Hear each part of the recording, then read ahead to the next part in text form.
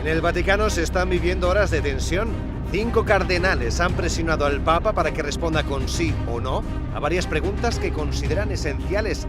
El motivo es que, a su parecer, la conducta del pontífice ha sido ambigua hasta la fecha. Por eso quieren que Francisco aclare esto. Si la doctrina se puede cambiar, si las mujeres pueden o no ser sacerdotes, si se puede bendecir a parejas homosexuales. Carta al Papa Francisco, Romano Pontífice. Querido Padre, me permitirá en mi amor por Jesús, verdad eterna del Padre, por la Iglesia y por usted, escribir esta carta abierta para llamar su atención, una vez más, sobre el hecho de que aún no ha corregido los errores y herejías de su magisterio, que han cambiado la moral y la doctrina cristianas a través del relativismo y la ética situacional. Todos ellos se dan cuenta que están cambiando lo que venimos diciendo. Es el magisterio actual contra el magisterio antiguo. Ya esto no se puede negar. Muy pero muy buenas a todos, ¿cómo están? Espero que estén muy bien. Y antes de arrancar quiero avisarles que estaremos publicando un informe sobre la apologética católica romana que está en completo declive y que se ha vuelto bastante bizarro estos últimos tiempos con algunos debates impresentables que hacen. Incluso entre ellos hay una gran división, una guerra civil dentro de gran parte del catolicismo romano, ¿no? Tratamos de no generalizar, pero sí hay una gran parte que está inmiscuido en todo este mundo de un tipo de apologética que, vuelvo y repito, se ha vuelto bastante impresentable. Así que entre hoy y mañana vamos a estar subiendo este interesante informe. Pero bueno, tenemos que seguir con este tema, que la verdad que hay muchos seguidores católicos que también ven este canal y se enteran de estas noticias que en ninguno de los canales de apologética católica romana en general los tratan, porque son temas muy espinosos, pero como vemos son temas muy importantes. Desde hace semanas venimos hablando sobre esta nueva ordenación de Víctor Manuel Fernández como prefecto para el dicasterio de la doctrina y fe de la Iglesia. Hemos hablado de todos sus escándalos, hemos hablado también cómo es que el obispo Strickland lo ha enfrentado hace unos días, y ahora tenemos a otro grupo de cardenales, entre ellos uno muy reconocido que es el cardenal Burke. La mayoría lo reconocerá porque ha sido alabado por muchos de los apologistas católicos romanos, pero ahora surge esta nueva noticia que es bastante impactante y que realmente no creo que ninguno de estos apologistas católicos romanos que hay en esta red lo publiquen. Y vamos a ver por qué. 5 cardenales desafían al Papa a afirmar la enseñanza de la Iglesia sobre homosexuales y mujeres antes del sínodo. Aquí lo vemos al cardenal Burke.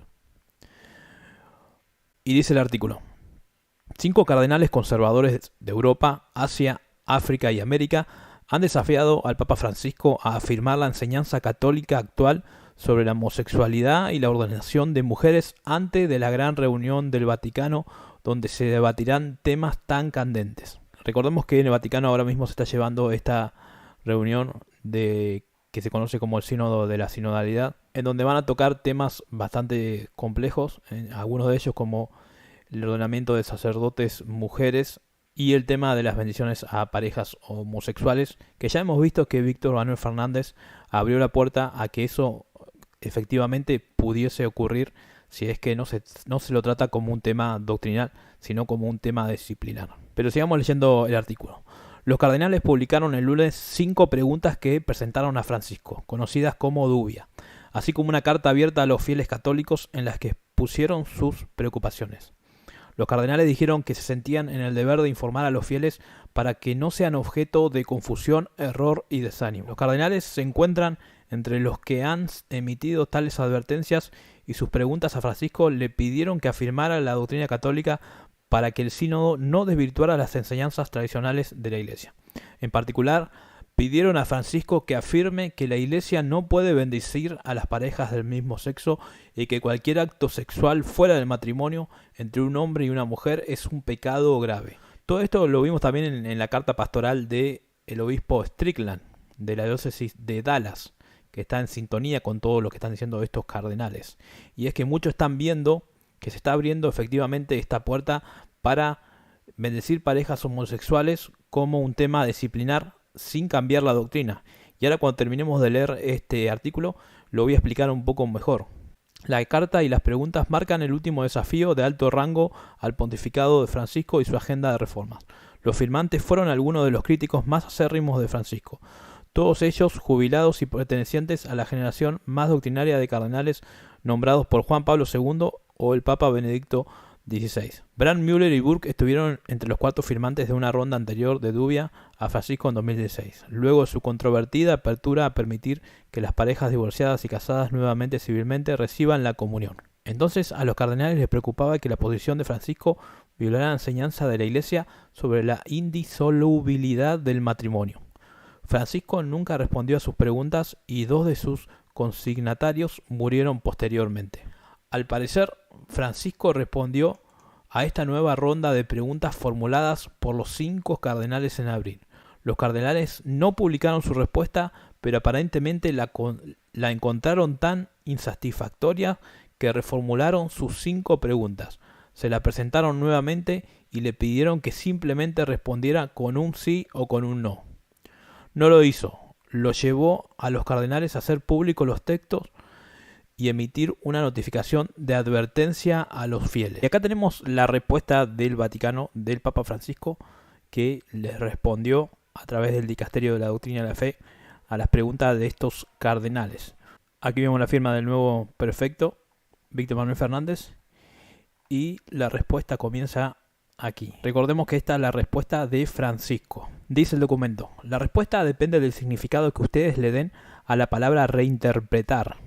Si se entiende como interpretar mejor, la expresión es válida.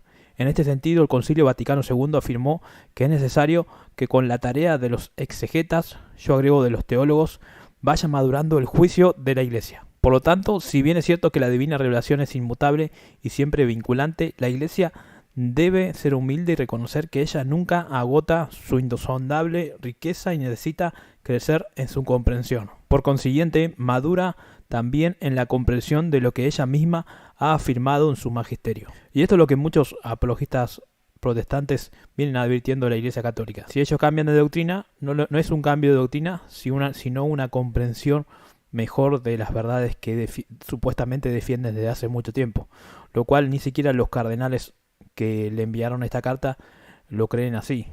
Pero lo que sigue es bastante importante, porque dice en el ítem D: los cambios culturales y los nuevos desafíos de la historia no modifican la revelación, pero sí pueden estimularnos a explicitar mejor algunos aspectos de su desbordante riqueza que siempre ofrece más. Es inevitable que esto pueda llevar a una nueva mejor expresión de algunas afirmaciones pasadas del magisterio. Gente, lo que está diciendo acá es que ellos van a expresar mejor lo que el magisterio anterior no pudo expresar. En definitiva, cuando uno lo lee, sabe que lo que en realidad sucede es que van a cambiar algunas cosas, porque ya ha sucedido que han cambiado algunas cosas y muchas personas esto mismo lo han advertido, ya sea Monseñor Lefebvre. En este caso ya tenés a estos 5 cardenales, tenés a Strickland también. Entonces, todos ellos se dan cuenta que están cambiando lo que venimos diciendo. Es el magisterio actual contra el magisterio antiguo. Ya esto no se puede negar. Pero sigamos leyendo un poco más. Es inevitable que esto pueda llevar a una mejor expresión de algunas afirmaciones pasadas del magisterio. Y de hecho ha sucedido así a lo largo de la historia. Por otra parte, es cierto que el magisterio no es superior a la palabra de Dios, pero también es verdad que tantos de los textos de las escrituras como los testimonios de la tradición necesitan una interpretación que permita distinguir su sustancia perenne de los condicionamientos culturales. Es evidente, por ejemplo, en los textos bíblicos, en Éxodo 21, 20-21, y en algunas intervenciones magisteriales que toleraban la esclavitud. Gente, esto es lo que venimos diciendo, el magisterio contra el magisterio. Lo que está diciendo el Papa acá es que hubo bulas anteriores. Él menciona la bula de Nicolás V de 1452, la cual cita que toleraba la esclavitud. Pero imagínense cualquier católico, incluso Francisco, en el tiempo de Nicolás V, que enfrente al Papa por este tema. ¿Qué piensan ustedes? ¿Quién sería condenado? ¿Quién sería tildado como hereje? Entonces es evidente que estamos viendo el magisterio contra el magisterio. Y sigue, no es un tema de menor dada su íntima conexión con la verdad perenne de la dignidad inalienable de la persona humana. Esos textos necesitan una interpretación. Lo mismo vale para algunas consideraciones del Nuevo Testamento sobre las mujeres y para otros textos de las Escrituras y testimonios de la tradición que hoy no pueden ser repetidos materialmente. Es importante destacar que lo que no puede cambiar es lo que ha sido revelado para salvación de todos. Por ello, la Iglesia debe discernir constantemente entre aquello que es esencial para la salvación y aquello que es secundario o está conectado menos directamente con este objetivo. Esto es lo que en general hablamos los protestantes, ¿no? Aquello que es esencial, pero no esencial simplemente, sino esencial para la salvación. Esa es la fe que nos une a los protestantes entre nosotros y por eso hablamos de unidad de fe en el protestantismo. Y hemos visto que incluso el Concilio Vaticano II con el tema del ecumenismo, y es notable que pareciera ser que el Vaticano II con el tema del ecumenismo y algunas líneas que podemos leer de diferentes autoridades papales tienden a ir más para ese lado con respecto a las otras iglesias que, como los romanos, defienden su sucesión y tradición hasta los apóstoles. Buscar esto de qué es lo esencial para la salvación, algo que veníamos predicando los protestantes hace mucho tiempo antes que el Concilio Vaticano II. Y por eso es que siempre digo yo que nuestra unidad de fe con respecto a la eclesiología es bastante más consistente que el del catolicismo. Pero vamos a seguir leyendo un poco más. Esto finalmente puede dar lugar a algunos modos de exponer la misma doctrina, aunque a quienes sueñan con una doctrina monolítica defendida por todos sin matices, esto puede parecerles una imperfecta dispersión. Pero la realidad es que esta variedad ayuda a que se manifiesten y desarrollen mejor los diversos aspectos de la inagotable riqueza del Evangelio. Aquí hay una frase bastante importante, que él dice en esta frase: esto finalmente puede dar a distintos modos de exponer la misma doctrina. Esta frase es importante porque lo que venimos diciendo es que, por ejemplo, un católico LGBT no le interesa cambiar la doctrina, sino simplemente, por ejemplo, como dijo Víctor Manuel Fernández, hacer que ocurra un tipo de bendición que no cambie la doctrina. Entonces, él propone algo disciplinar. De esa manera, él no cambia la doctrina y, al mismo tiempo, se puede dar lugar a estas bendiciones, a estas uniones homosexuales sin que sea matrimonio. Por eso es que es importante esta frase que dice Francisco, en el cual se puede exponer la misma doctrina pero con distintos matices. Y ahora avancemos un poco más a la parte de lo que tiene que ver con las bendiciones homosexuales propiamente dichas. Francisco responde: la Iglesia tiene una concepción muy clara sobre el matrimonio, una unión exclusiva, estable e indisoluble entre un varón y una mujer, naturalmente abierta a engendrar hijos. Como dijimos, no es tan importante para los católicos LGBT salirse de la doctrina, sino el hecho de que, como dijo Víctor Fernández, hacer algo a través de lo disciplinar. Y en el punto C dice: por esta razón la Iglesia evita todo tipo de rito o de sacramental que pueda contradecir esa convicción y dar a entender que se reconoce como matrimonio algo que no es. No obstante, el trato con las personas, bueno, acá empieza a hablar de lo que es el trato con la persona homosexual, que es algo que están todos de acuerdo de cómo tratar a una persona homosexual, con amabilidad, paciencia, comprensión, ternura. En el punto E dice: por ello la prudencia pastoral debe discernir adecuadamente si hay formas de bendición solicitada por una o por varias personas que no transmitan una concepción equivocada del matrimonio. Porque cuando se pide una bendición se está expresando un pedido de auxilio a Dios, un ruego para poder vivir mejor, una confianza de un Padre que puede ayudarnos a vivir mejor. Por otra parte, si vienen situaciones que desde el punto de vista objetivo no son moralmente aceptables, la misma caridad pastoral nos exige a no tratar sin más de pecadores a otras personas cuya culpabilidad o responsabilidad pueden estar atenuadas por diversos factores que influyen en la imputabilidad subjetiva. Y este punto es importante. Las decisiones que, en determinadas circunstancias, pueden formar parte de una prudencia pastoral no necesariamente deben convertirse en una norma. Esta frase es importante, porque posiblemente se podría replicar este modelo del sínodo alemán que está sucediendo en otros lados, como en Bélgica, en otras partes del mundo, en el cual hay sacerdotes que bendicen parejas homosexuales y no por eso sean excomulgados y no por eso sea una norma para toda la Iglesia. Es decir, no es conveniente que una diócesis, una conferencia episcopal o cualquier otra estructura eclesial habilite constantemente y de modo oficial procedimientos o ritos que para todo tipo de asuntos, ya que todo aquello que forma parte de un discernimiento práctico ante una situación particular no puede ser elevado a la categoría de una norma. Más o menos está queriendo decir eso. Parece bastante ambiguo, pero parece decir eso. En el caso de que haya un sacerdote que particularmente decida bendecir a una pareja homosexual, eso no lo convierte en una norma para la Iglesia, no cambia la doctrina, pero es bastante ambiguo, ¿no? La respuesta no como dicen los cardenales. El derecho canónico no debe ni puede abarcarlo todo, y tampoco deben pretenderlo las conferencias episcopales con sus documentos y protocolos variados, porque la vida de la Iglesia corre por muchos cauces además de los normativos. Esta frase final es bastante impactante. Sigue siendo ambiguo, pero creo yo que está diciendo bastante sin decirlo. En definitiva, está abriendo las puertas a todo lo que yo vengo mencionando. La doctrina seguirá diciendo que las uniones homosexuales son pecados, pero pueden haber sacerdotes que bendigan parejas homosexuales sin ser excomulgados y bajo el amparo de que no todo puede abarcarlo el derecho canónico y posiblemente también que tenga el amparo de que sea algo disciplinar y no doctrinal. Y por último, vamos a leer esto que tiene que ver con la ordenación de mujeres como sacerdotes. Francisco dice: por otra parte, para ser rigurosos, reconozcamos que aún no se ha desarrollado exhaustivamente una doctrina clara y autoritativa acerca de la naturaleza exacta de una declaración definitiva. No es una definición dogmática y sin embargo debe ser acatada por todos. Nadie puede contradecirla públicamente y sin embargo puede ser objeto de estudio, como es el caso de la validez de las ordenaciones en la comunión anglicana. Algo parecido vimos en otro video de un sacerdote LGBT que presuntamente es homosexual, en donde él también hace esa separación sobre lo que es el dogma de la Iglesia Católica, que tiene que ser creído por todos, y es que no se puede mover, y de lo que es doctrinal. Entonces, dentro de lo doctrinal, él dice que no es definitivo. De esa manera podría cambiar el tema de lo que tiene que ver con el pecado de homosexualidad.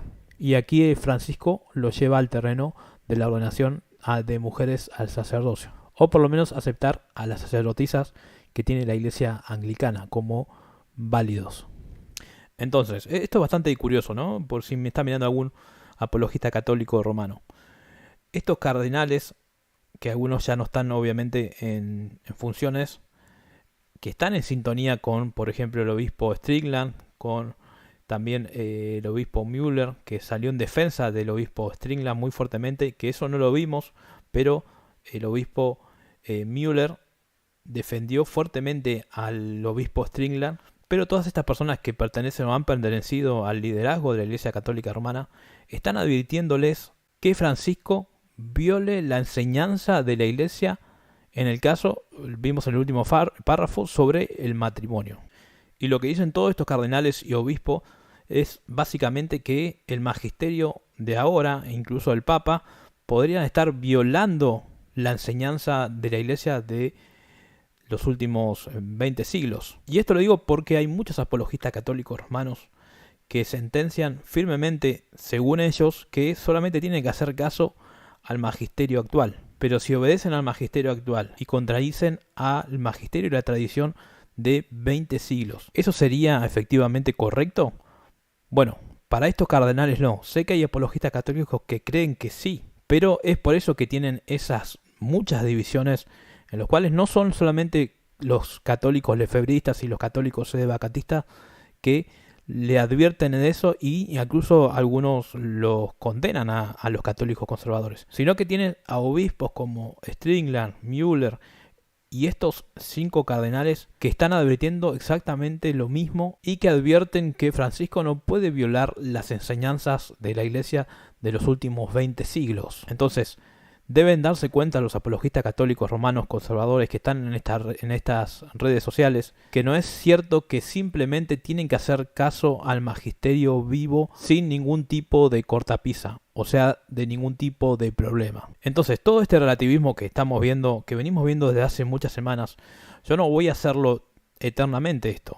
Sí es bueno y se ha progresado bastante ver a varios apologistas católicos que han chocado con esta realidad, y que estoy viendo un cambio real en sus actitudes, que se ven confrontados con aquellos que enseñaron y que efectivamente era un engaño, esto de la unidad doctrinal de la iglesia. Pero ahora se encuentran en este dilema que es bastante más complejo para su fe. ¿Cuál es este dilema? Es el que plantean todos estos obispos y cardenales, que es obedecer lo que enseña el magisterio actual o obedecer lo que enseñó su magisterio estos últimos 2000 años. Esto, repito, en palabras de los cardenales y obispos que venimos mencionando una y otra vez en este canal. Y esto, vuelvo y repito, es que como ellos son tradicionalistas, o sea que ponen la tradición por encima de todo, incluso de la palabra de Dios, ellos están siendo confrontados con esta realidad de contradicciones que hay. Ahora bien, para terminar y explicar un poquito desde la perspectiva protestante, está sucediendo algo no solamente en el catolicismo romano, sino que también en el protestantismo, que en este canal venimos advirtiendo desde hace ya 1 o 2 años, que es el surgimiento de esta nueva teología liberal relativista del pecado. Esta nueva cosmovisión liberal se hizo bastante popular estos últimos 10 o 15 años, y lo hemos escuchado obviamente en el Papa, en algunos sacerdotes, y también lo hemos escuchado en algunos pastores que hemos advertido en este canal que han adoptado esta nueva teología liberal relativista del pecado, que básicamente es el silogismo de decir que como todos somos pecadores en un sentido continuo. Estamos hablando no de que un ladrón viene a los pies de Cristo y se arrepiente de sus pecados y deja de robar, sino que se da esta idea de todos somos pecadores en un presente continuo en el cual el ladrón sigue robando, el adúltero sigue adulterando, y se ven estos ejemplos de que se habla de que David adulteró, de que Jacob mintió. Entonces se da esta idea inconsciente de que David siguió adulterando toda su vida, cuando vemos que en realidad Natán lo exhortó y lo reprendió a dejar el pecado y David se arrepintió. Es por eso que si no se explica esto mismo, se le puede dar una significación errónea. Entonces este silogismo comienza con esto: todos somos pecadores, a la vez como todos somos pecadores no podemos juzgar a otro porque eso sería completamente hipócrita. Esta segunda premisa también es errónea porque vemos a todos los hombres de la Biblia juzgar, exhortar y reprender a otros a dejar un pecado. Entonces tenemos a Juan el Bautista reprendiendo a Herodes por haber tomado la esposa de su hermano. Tenemos muchos profetas que reprendieron a reyes por sus pecados. Hemos mencionado también el caso de Natán reprendiendo a David. Y tenemos también innumerables casos en el Nuevo Testamento, como lo puede ser Pedro reprendiendo a Simón el Mago. Entonces, esta idea de que no se puede exhortar o reprender a alguien por su pecado se basa en un relato discursivo que se viene desarrollando, que está completamente alienado de lo que dice la Biblia realmente, y que termina en su última premisa, que es que el cristiano solo debe amar sin definir lo que es verdaderamente el amor. En este silogismo, para un liberal relativista del pecado, el amor en realidad significa permisión al pecado. Es un significado conceptual del amor bastante parecido a lo que enseña la ideología de género. Un tipo de amor sin corrección, lo cual está completamente contrario a lo que enseña la Biblia. Pero, como dijimos, esto lo estamos viendo tanto en la iglesia protestante como en la iglesia católica romana, con el Papa, que ha declarado muchas afirmaciones de este tipo, que es Dios te ama tal cual eres, que se lo dijo a mujeres trans. Entonces, este tipo de teología no busca negar que las relaciones homosexuales sean pecado, sino que lo que hace es relativizarlo a través de este silogismo que presenté en estos últimos minutos. Por lo tanto, da igual si es pecado o no, mientras uno acepte que no puede juzgar, que tiene que amar con ese significado mundano y no cristiano. De esa manera se lleva adelante estas demandas culturales y sociales de esta agenda nefasta que es la Agenda 2030, en el cual todos estemos obligados a aceptar o incluir esta ideología de género. Bueno, vamos a terminar acá el video. Lo que sí, antes quiero decirle a los seguidores que son protestantes que obviamente tengan paciencia, porque este canal lo están siguiendo bastantes personas que son católicos romanos. Y aprovechando que estas últimas semanas no hubo tantas noticias en el mundo protestante, decidí hacer estos videos para, como quien dice, tirar las redes. Sin más que añadir a esta ponencia, les envío un afectuoso saludo en el Señor. Nos vemos en el próximo video.